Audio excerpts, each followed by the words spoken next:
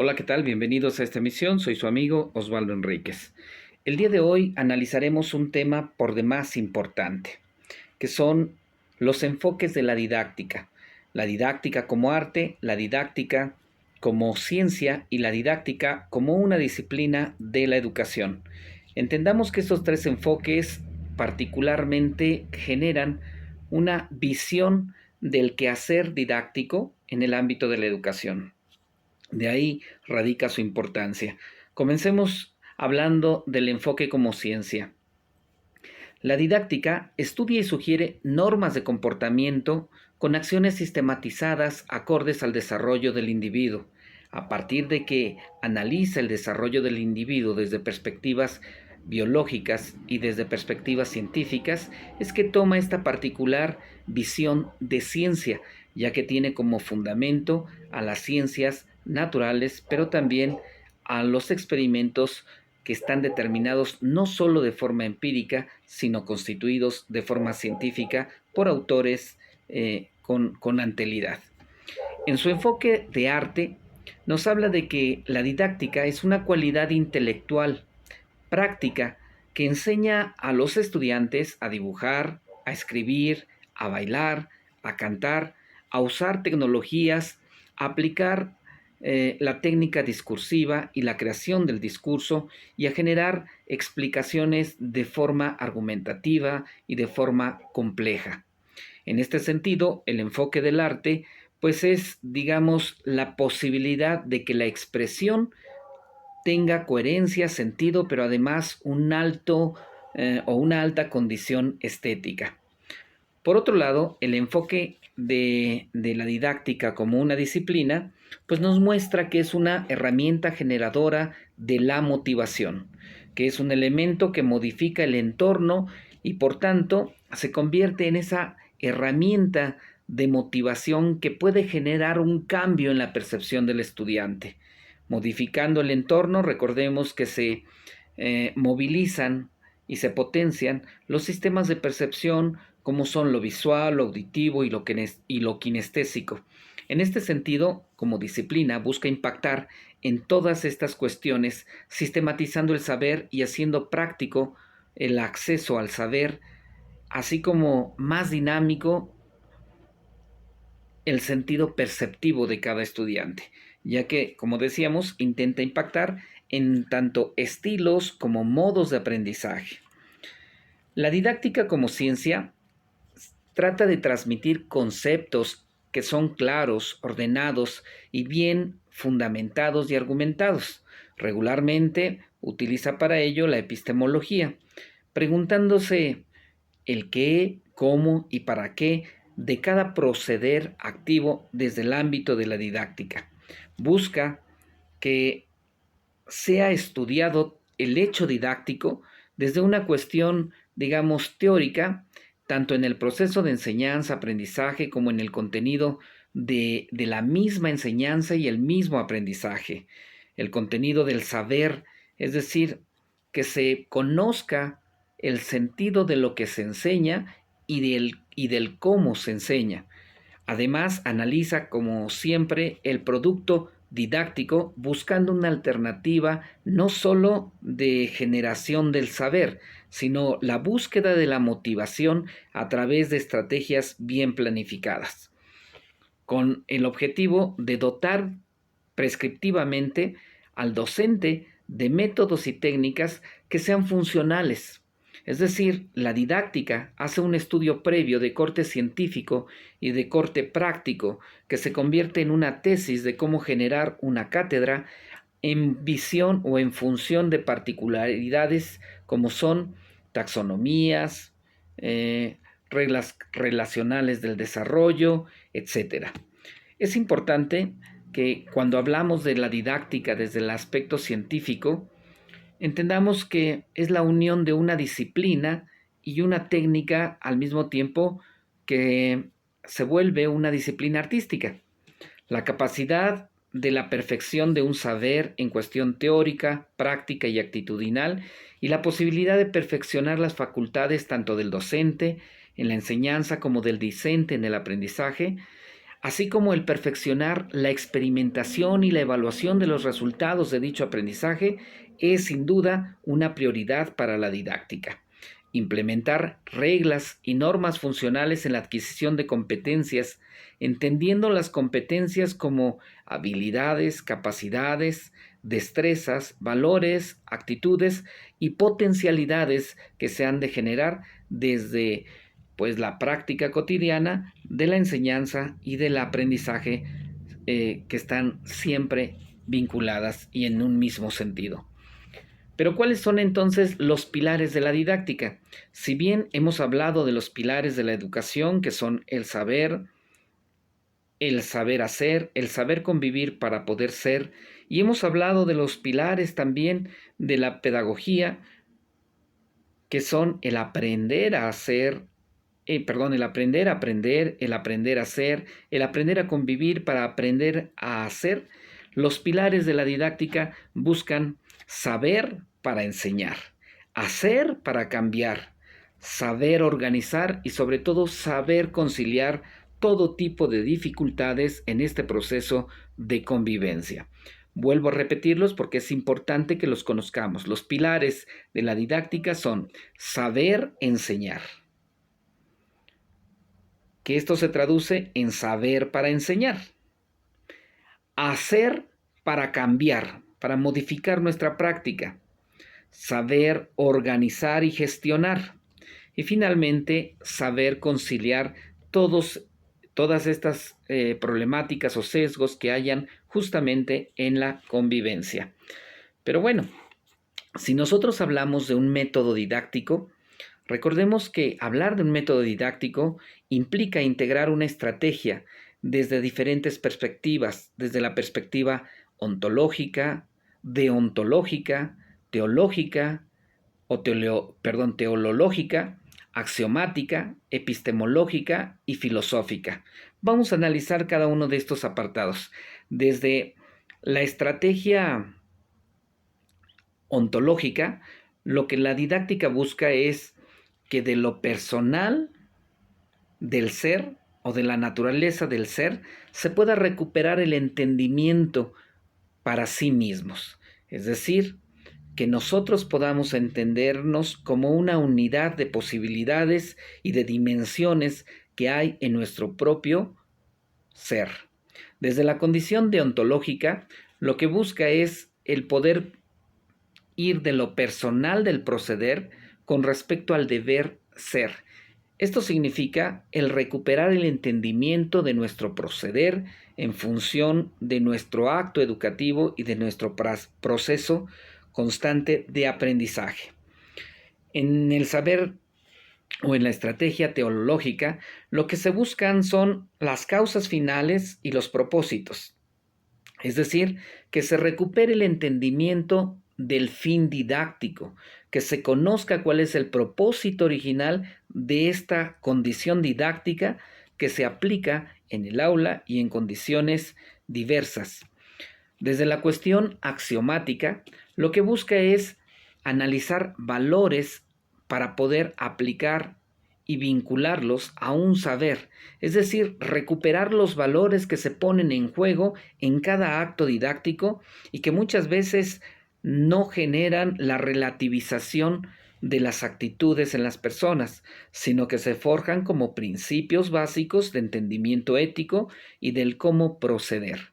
Y bueno, pues la estrategia epistemológica, por su lado, nos habla del método o patrón secuencial y dialéctico para poder lograr un aprendizaje.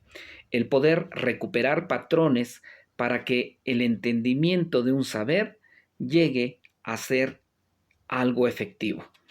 Y desde la condición, por supuesto, filosófica, que también es la estrategia filosófica, lo que se busca es estudiar la totalidad de cuanto existe y lo que no existe, entender a profundidad varios enfoques del saber para podernos vincular con un saber próximo, extendido y que sea ampliado, que pueda aplicarse incluso en la vida cotidiana y que nos permita tomar decisiones. El método didáctico es un patrón a seguir con elementos distintivos. Esos elementos son estas condiciones: la parte ontológica, la parte deontológica, la parte teleológica, lo axiomático que tiene que ver con los valores, lo epistemológico que tiene que ver con las preguntas y lo filosófico que nos pone en el camino para encontrar varias posibilidades de respuesta al aprendizaje, a situaciones complejas o a resoluciones que se plantean desde dicha didáctica. ¿Quiénes son algunos precursores de esta didáctica que hoy regularmente se toman como autores referentes?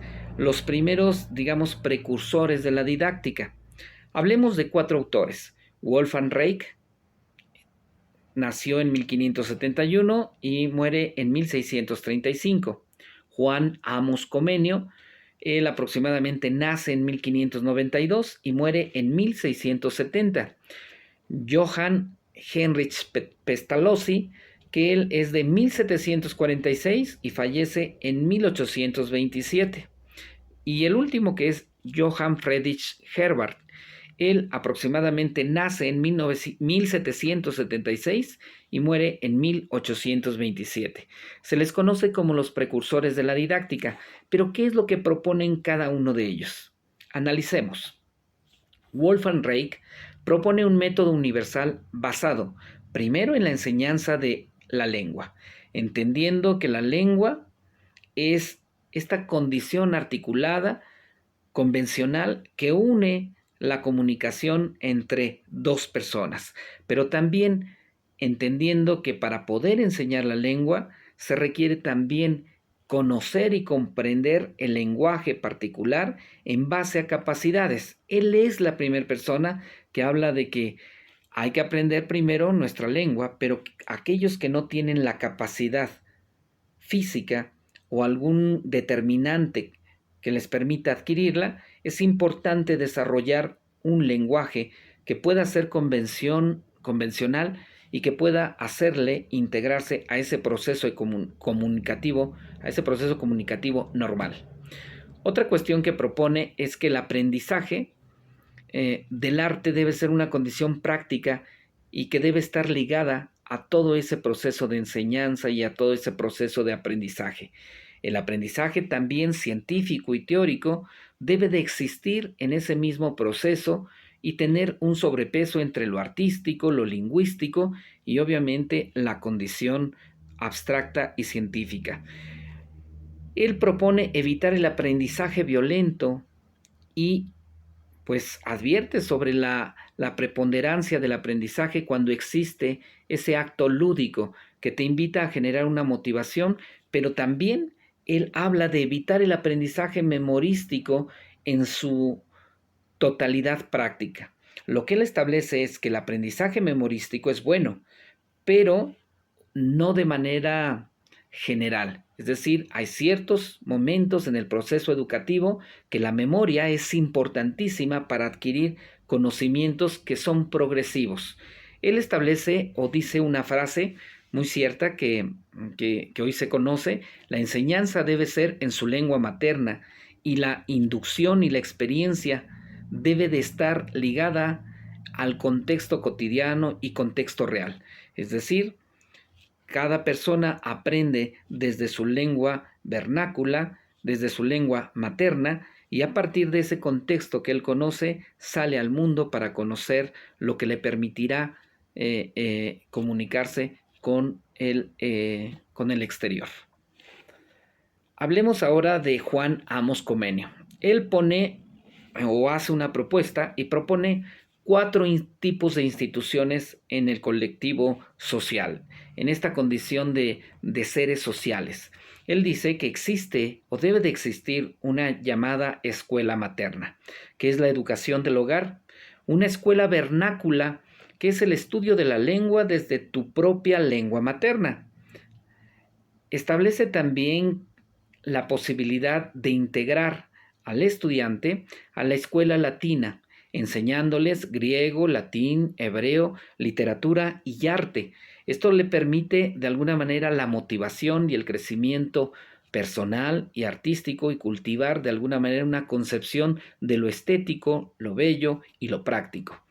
Al mismo tiempo propone que exista también la academia, que es una especie de institución que puede permitir el liderazgo y la conducción social y la condición política.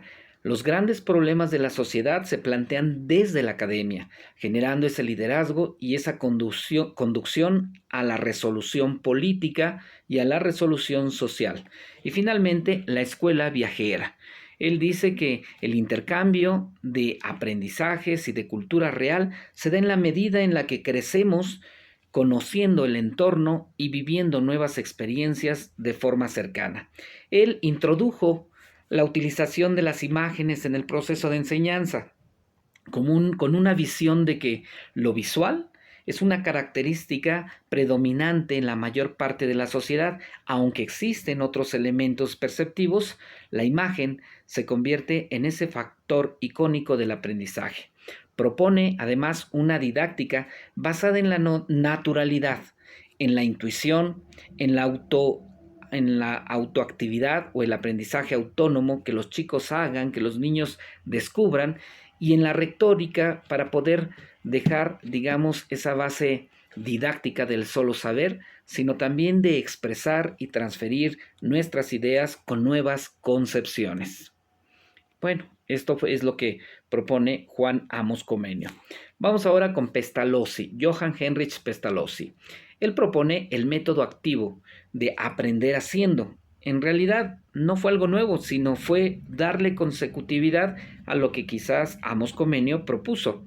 Él dice, la educación debe ser intuitiva y elemental hasta lograr una dialéctica funcional, es decir, que lo que se aprende fluya mediante el lenguaje, para poder potenciar la naturaleza intelectual del hombre, la naturaleza también moral del ser cívico en sociedad, y que pueda en determinado momento el estudiante desarrollar también su espíritu. Él nos habla de la naturaleza práctica que desarrolla las habilidades, el enfrentarte a problemas, a situaciones complejas, no solo de conocimiento, sino de práctica, de convivencia, es lo que nos permite potenciarnos en la vida real. Él nos habla del desarrollo además espontáneo, el poder situar los intereses como base del saber y que cada uno de los estudiantes pueda explicar y explayarse sobre sus propios intereses y encontrar esas vertientes de experiencia y necesidad que nacen desde el hogar, que se transfunden con lo académico y que se ponen en práctica en la condición social. Y bueno, pues finalmente hablemos de Johann Friedrich Herbart. Él nos habla de una educación que debe darse con una didáctica, digamos, ética, pero también psicológica, que tenga un sentido inteligente. El llamado del fundamento pedagógico le llama él a esta condición y dice, para poder generar y didactizar a un estudiante, habremos de conocer el fin, pero también los medios para lograrlo, y entonces podremos recuperar el propósito que desde un principio se ha plantado. Los grados fundamentales de la didáctica, dice él, están en razón de 4 cuestiones importantes. La didáctica debe de ser muy clara para los estudiantes. Debe ser una asociación entre la estrategia y el aprendizaje, que el alumno encuentre las respuestas a través de estrategias que le permitan asimilarlo. Pero también es importante la sistematización, y él habla de este concepto de sacar ideas, organizarlas, dilucidar situaciones, es decir, gestionar la información, para finalmente concebir un método, un patrón a seguir que le permita volver a repetir ese proceso con otros aprendizajes. Él, digamos que habla de metacognición, el reflexionar sobre cómo llegué a un proceso para poder volver a repetir ese proceso con otros múltiples saberes o intereses.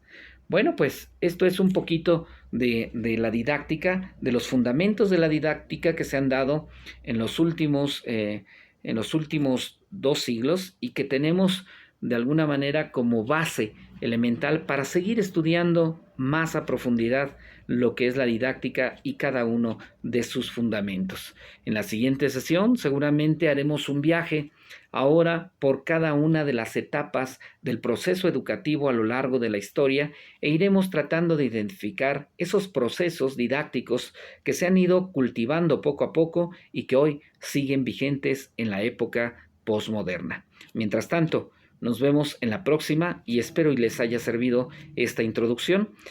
Dejo todos los detalles que se analizaron en la cajita de descripción y recuerden que son temas que analizamos de manera un tanto más profunda desde el aula, pero también buscamos resolver mediante la práctica algunas situaciones poco convencionales. Lo checamos en clase y nos vemos en la próxima sesión. Hasta pronto.